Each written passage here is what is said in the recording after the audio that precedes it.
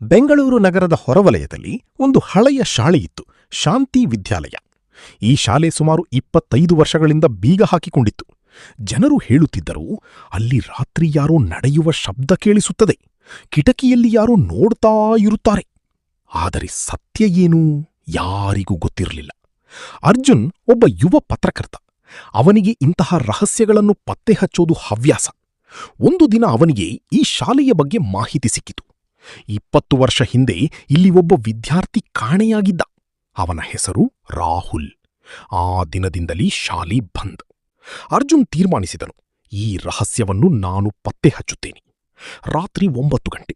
ಅರ್ಜುನ್ ಕೈಯಲ್ಲಿ ಟಾರ್ಚ್ ಹಿಡಿದು ಶಾಲೆಗೆ ಪ್ರವೇಶಿಸಿದನು. ಒಡೆದ ಮೇಜುಗಳು, ಧೂಳಿನಿಂದ ತುಂಬಿದ ಬ್ಲ್ಯಾಕ್ ಬೋರ್ಡ್, ಗೋಡೆಯ ಮೇಲೆ ಹಳೆಯ ಫೋಟೋಗಳು. ಅಚಾನಕ್ ಟಕ್ ಟಕ್ ಟಕ್, ಯಾರೋ ನಡೆದು ಬರುತ್ತಿರುವ ಶಬ್ದ. ಅರ್ಜುನ್ ನಿಂತನು. ಹೃದಯ ಬಡಿತ ವೇಗವಾಯಿತು. ಆದರೆ ಯಾರೂ ಕಾಣಿಸಲಿಲ್ಲ.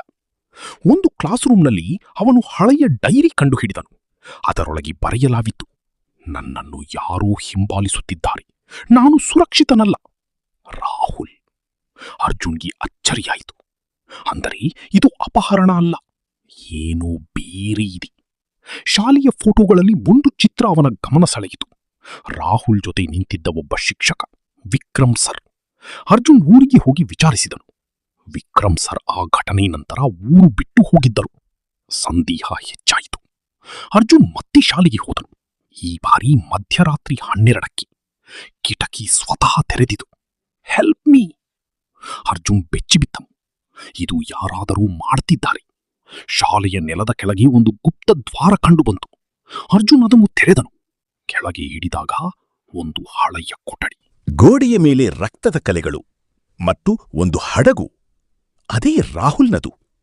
ಅರ್ಜುನ್ ಎಲ್ಲಾ ಸುಳಿವುಗಳನ್ನು ಜೋಡಿಸಿದನು. ಅಂದ್ರೆ ಕಿಲ್ಲರ್ ಯಾರು? ಅರ್ಜುನ್ ವಿಕ್ರಮ್ ಸರ್ನನ್ನು ಹುಡುಕಿದನು. ಒಂದು ವೃದ್ಧನನ್ನು ಕಂಡನು. ಅವನೇ ವಿಕ್ರಮ್. ರಾಹುಲ್ಗೆ ಏನಾಯಿತು? ಅವನು ನನ್ನ ರಹಸ್ಯ ತಿಳಿದುಕೊಂಡನು.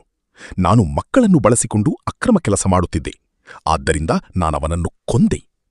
ವಿಕ್ರಮ್ ಬಂಧಿಸಲ್ಪಟ್ಟನು. Thank you. ಒಂದು ನೆರಳು ನಿಧಾನವಾಗಿ ಅಡಗಿತು. ರಾಹುಲ್ ಆತ್ಮ ಇನ್ನೂ ಅಲ್ಲಿ ಇದೆ. ಆದರೆ ಈಗ ಅವನಿಗೆ ನ್ಯಾಯ ಸಿಕ್ಕಿದೆ. ಸತ್ಯ ಎಷ್ಟು ದಿನ ಮುಚ್ಚಿಟ್ಟರೂ ಒಂದು ದಿನ ಹೊರಬರುತ್ತದೆ. ಭಯದ ಹಿಂದೆ ಸದಾ ಒಂದು ನಿಜ ಇರುತ್ತದೆ.